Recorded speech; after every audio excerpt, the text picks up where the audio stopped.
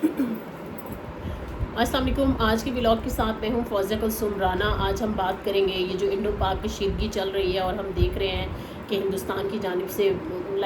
बग़ैर किसी इंक्वायरी के ये ज़िम्मेदारी पाकिस्तान पर डाल दी गई है। इल्ज़ाम लगा दिया गया कि जो पहलगाम का वाक़या है वो पाकिस्तान सरकार ने करवाया है और हिंदुस्तान की जानिब से बड़े सख्त बयान सामने आए, जी हम हमला करेंगे, हम बदला लेंगे। लेकिन आपने देखा कि पाकिस्तान ने भी कह दिया कि हमें आज़माना नहीं, क्योंकि अगर पाकिस्तान पर किसी भी किस्म की जारियत की गई तो पाकिस्तान पूरी सलाहियत भी रखता है जवाब देने की, और इसके साथ साथ इसको किसी सूरत बर्दाश्त भी नहीं किया जाएगा। आज तिल्ला के मुकाम पर जो मशक़ें हुई हैं उसमें भी ख़ास तौर पर जो हथौड़ा वार मशक़ें हैं वो की गई हैं। हिंदुस्तान ने जब ये कहा है कि पानी बंद कर देंगे तो हमें ये नज़र आता है कि शायद उसको जंगी क्राइम का भी कुछ ख्याल नहीं है और उसको आइडिया नहीं है कि किस किस्म की धमकी बगैर किसी इंक्वायरी के आप क्या बात कर रहे हैं, वो आज तक समझ नहीं आई। और हिंदुस्तानी गोदी मीडिया जो है उसने इस सारी चीज़ को किस तरह से लिया है, ये सारा एक फ़न बना हुआ है, सारी दुनिया का में मजाक हो रहा है हिंदुस्तान का, लेकिन उनको समझ नहीं आ रही है। हमने देखा कि DGSPR ने कल सबूतों के साथ हिंदुस्तान की दहशतगर्दी जो है उसके तमाम जो प्लानिंग है पाकिस्तान के ख़िलाफ़ की जाती उसको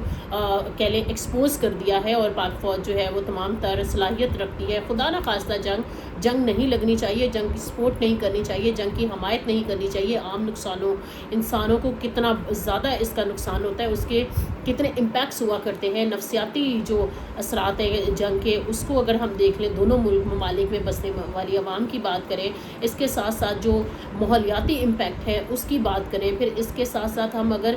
जो तमाम दीगर इम्पैक्ट्स हैं उनका जायज़ा लें तो एक खौफनाक मंजर जो है वो हमें जंग का नज़र आता है। अब मैं ज़रूर बात करूँगी क्योंकि अब दौरे जदीद है, जैसे हम कहा करते थे जी 5th जनरेशन वॉर है, वो थोड़ा सा शायद कुछ ऐसी 5th जनरेशन वॉर जो है थोड़ा सा पुरानी बात हो गई। लेकिन आप ये देखिए कि अभी क्या यही दौर है, इस दौरे जदीद में भी जो है कन्वेंशनल वॉर जो है वो लड़ी जाएगी। जिस तरह से आज थोड़ा हमार जो मशक़ें हैं वो हुई हैं, हिंदुस्तान जो है वो अपनी फ़ौज को बॉर्डर के गिर्द जो है वो ले आया है, फ़िज़ाई हदूद जो है वो बंद कर दी गई हैं, और फिर पाकिस्तान ने अपनी जो एयर स्पेस है वो भी कंट्रोल की है, जो फ़्लाइट्स हैं उनके जो ऑपरेशंस हैं वो भी मुतासिर हुए हैं। कहने का सिर्फ मकसद ये है, ये दो तरफ़ा जो माहौल बन चुका है, क्या हम अफोर्ड कर सकते हैं दोनों ममालिक की जंग जो है वो शुरू हो जाए, हिंदुस्तान बगैर किसी इंक्वायरी के इल्ज़ाम लगाकर पाकिस्तान पर हमला कर दे। तीसरा मैं ये कहना चाह रही हूँ कि क्या हम इस दौर में जी रहे हैं कि क्या कन्वेंशनल वॉर हम लड़ेंगे, क्या अनकन्वेंशनल वॉर, जिस तरह से हमने देखा कि माजी में लेबनान की बंदरगाह पर हमला किया गया था,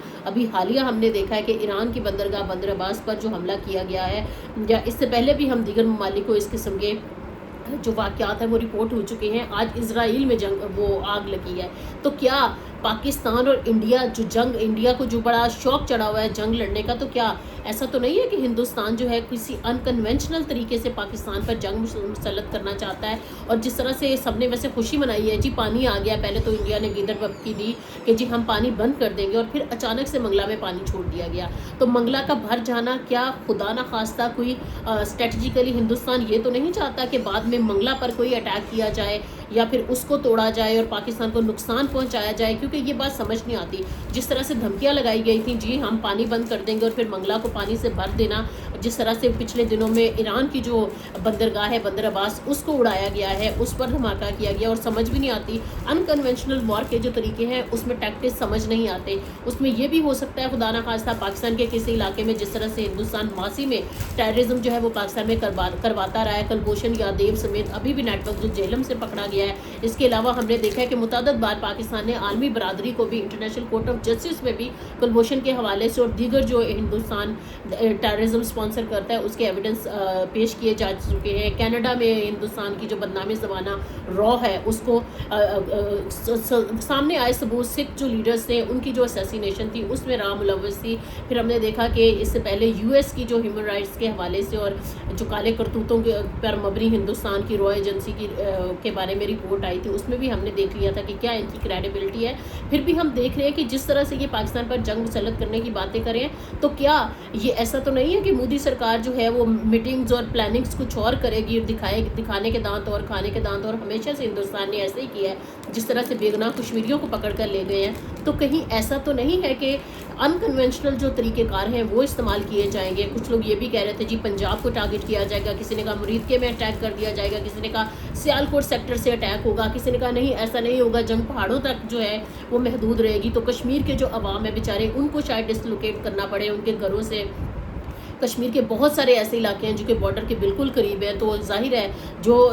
اتنا نالائق ملک ہے جس کی شاید عقل پتہ نہیں کہاں ہے، ان کے پاس ہے بھی یا نہیں ہے، یا پھر وہ استعمال نہیں کرتے دانستہ طور پر، جو یہ کھلم کھلا کہہ رہے ہیں نا کہ جی ہم پانی بند کریں گے آپ پیاسے مر جائیں گے، تو اس سے آپ اندازہ لگائیے کیا کسی کی خوراک بند کرنا، پانی بند کرنا، انسانوں کو اٹیک کرنا یہ وار کرائمز میں نہیں آتا؟ تو کیا ہندوستان میں کوئی تھوڑا بہت بھی کوئی دماغ والا نہیں ہے؟ وہ سوچتے نہیں ہیں کہ وہ دھمکی بھی کس قسم کی لگا رہے ہیں؟ اینی ویز پاکستان نے واضح طور پہ کہا ہے، لیکن پاکستان کی جو پاکستان کے سیکورٹی ادارے ہیں ان کو آف کورس ان کے تمام پہلوؤں پر نظر ہوگی، لیکن ایسا لگتا ہے جو تجزیہ کار بھی اس چیز کو کہہ رہے ہیں کہ اس طرح سے جیسے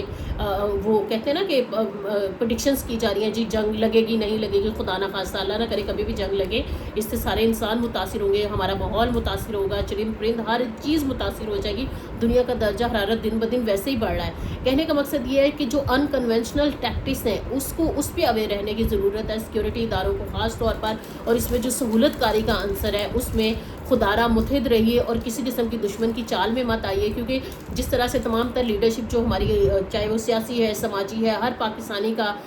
ہم نے 1965 میں بھی دیکھا ہے جس طرح سے پاکستانیوں نے بغیر اس وقت تو شاید ہمارے پاس اتنی زیادہ وہ کہتے ہیں نا کہ بہت زیادہ جتنے ہم اب ایڈوانس ہیں، ہماری دنیا میں جانی مانی افواج ہے، ہماری جو ڈیفنس کے تمام تر میکانزم ہے جتنا مضبوط ہے، شاید ہم اس لحاظ سے دفاعی لحاظ سے اتنے مضبوط نہیں تھے جتنے آج ہیں، لیکن جو جذبہ ہے نا وہ میرے خیال میں زیادہ ہی ہوا ہے، کم نہیں ہوا ہے۔ سب لوگ مطلب متحد ہیں اس بات پہ۔ ظاہر ہے مادر وطن کی طرف کوئی میلی نگاہ سے دیکھے گا، یہ صرف رٹے رٹائے جملے نہیں ہیں، یہ پاکستانیوں نے ہمیشہ ہر مشکل میں ثابت بھی کیا ہے، اور ہم نے دیکھا ہے کہ اب بھی ثابت کیا ہے۔ پاکستان سے ایک ہی پیغام گیا ہے کہ ہمیں آزمانا نہیں، پھر نہ کہنا کہ چائے پلا کے بھیجی تھی اور شاید اس دفعہ چائے پانی دونوں پلا کر بھیجا جائے۔ جو یہ آپ باتیں کریں نا جنگ لگانے کی، تو میرے خیال میں اس کو چائے پانی تک کہ محدود رہنے دے ہندوستان، تو زیادہ بہتر ہوگا، ورنہ ہندوستان کی ساکھ ویسے بھی عالمی برادری میں بھی پوری دنیا میں بھی کشمیر کے حوالے سے، اقلیتوں کے حوالے سے ودن اپنی کنٹری میں کتنے لوگوں کو ایون کہ ٹورسٹ کو ریپ کر دیا جاتا ہے وہاں پر خواتین کو، تو ان کے ویسے بھی انڈیکس اچھے نہیں ہیں، تو میرا نہیں خیال ہے کہ انہیں کوئی نیا ایڈونچر جو ہے مس ایڈونچر کرنے کی ضرورت ہے۔ لیکن سیکورٹی اداروں کو جو ہمارے ان کنونشنل وار کے طریقہ کار ہے نا اس پر نظر رکھنے کی ضرورت ہے۔ خدا نہ خواستہ کسی قسم کی اگر ہندوستان ایسی بھی ایکٹیویٹی کرے گا تو اس کو منہ کی ہی کہانی پڑے گی۔ دوسرا میں بات کروں گی، آج 1 مئی ہے، لیبر ڈے ہے، تمام تر ڈیلی ویجز جو ہے نا آج وہ ڈیوٹی پر تھے، اور جو صاحب لوگ تھے نا وہ گھر پر بیٹھے ہوئے تھے، وہ مزے کر رہے تھے، اور مجھے سمجھ نہیں آتی کہ 1 مئی جو ہے وہ شکاگو کے مزدوروں کو خراج تحسین، خراج عقیدت پیش کرنے کے لیے جو ہر سال منایا جاتا ہے، تو کیا ہمیں 37,000 تنخواہ کی کمٹمنٹ کیا کافی ہے ہمارے مزدوروں کے لیے؟ کیا یہ تنخواہ بڑھا کر کوئی 60-70 ہزار نہیں کر دینی چاہیے؟ کیونکہ ایک عام گھر کا بھی بجلی کا بل، مکان کا کرایہ، گروسری اور یہ ساری چیزوں کو جب ہم کیلکولیٹ کرتے ہیں تو ہمیں لگتا ہے کہ جس طرح سے مہنگائی ہو چکی ہے جتنی زیادہ، تو یہ تنخواہ بہت کم ہے۔ اور دوسرا افسوسناک پہلو یہ ہے کہ یہ تنخواہ امپلیمنٹڈ بھی نہیں ہے، تو میرے خیال میں اگر یہ تنخواہ کو امپلیمنٹ کر دیا جائے گا تو زیادہ اچھی بات ہے، اور اس تنخواہ کو بڑھا کر دگنا تگنا کر دیا جائے تو مزدور کو کوئی ریلیف مل سکتا ہے۔ آج بھی مجھے اپنے ارد گرد ریڈی والے نظر آئے جو کہ کام کر رہے تھے، اور صاحب لوگ جو تھے وہ گھر میں بیٹھے ہوئے تھے، لیکن جو مزدوروں کے حوالے سے پاکستان میں قانون سازی ہے، آئی ایل او کچھ اور کہتا ہے، ہمارے قانون بھی کچھ نہ کچھ کہتے ہیں، لیکن عمل درآمد زیرو ہے۔ ابھی بھی ایون میڈیا ہاؤسز میں بھی لوگ 30,000 پر یا اس سے لیس دین پہ کام کر رہے ہیں، اور یہ صرف میڈیا ہاؤسز نہیں ہے، ہمارے مختلف فیکٹریز میں، ہمارے مختلف ریسٹورنٹس میں، ایون کہ کچھ دن پہلے ہی میٹرو جو حکومت کا اپنا ادارہ ہے وہاں پر 37,000 بڑی مشکل سے امپلیمنٹ کیا گیا ہے۔ تو یہ صورتحال جو ہے یہ دیکھنے لائق ہے، اگر حکومت اس پر توجہ دے، بجائے یہ کہ مہنگی جگہوں پر جا کر اے سی لگا کر ایک سیمینار کر لیا جائے، وہ زبانی کلامی تقریریں کر لی جائے، تو اس سے کوئی فرق نہیں پڑتا ہے۔ ہم دیکھا کرتے تھے کہ مے ڈے پر ہمیشہ ایک ریلی نکلا کرتی تھی، تو آج مزدوروں کا دن تھا، موسم تو اسلام آباد کا شام میں سہانا ہوا ہے، لیکن دن بھر کوئی جھنڈا لہراتا، کوئی مزدور کا نعرہ لگاتا ہمیں نظر نہیں آیا ہے۔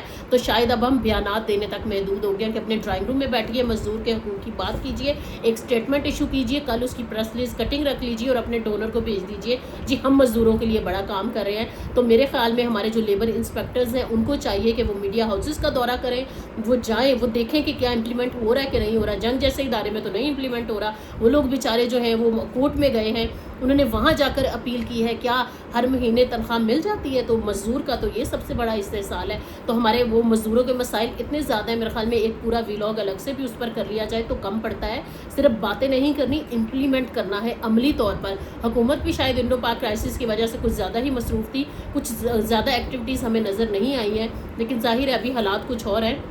صرف ایکٹیویٹیز نہیں کرنی ہے، ہمیں پریکٹیکلی مزدور کی خوشحالی کا سوچنا ہے، اور ملک تبھی خوشحال ہوا کرتے ہیں جب اس کا عام آدمی جو ہے وہ خوشحال ہوا کرتا ہے، اس کے چہرے پر رونق چمک خوشحالی ہوگی، اس کے گھر کے مسائل اس کو، اس کا صحت، اس کی ایجوکیشن، اس کے بچوں کے بے روزگاری کے ایشوز اس کو تنگ نہیں کر رہے ہوں گے۔ تو میرے خیال میں اگر پریکٹیکل انیشیٹیوز ہم لیں گے ملکی سطح پر، تمام صوبائی سطح پر، تو پھر ہی بہتری آ سکتی ہے۔ آج کے لیے اتنا ہی، فردر اپڈیٹس کے لیے مائنس نیوز کو فالو کرتے رہیے۔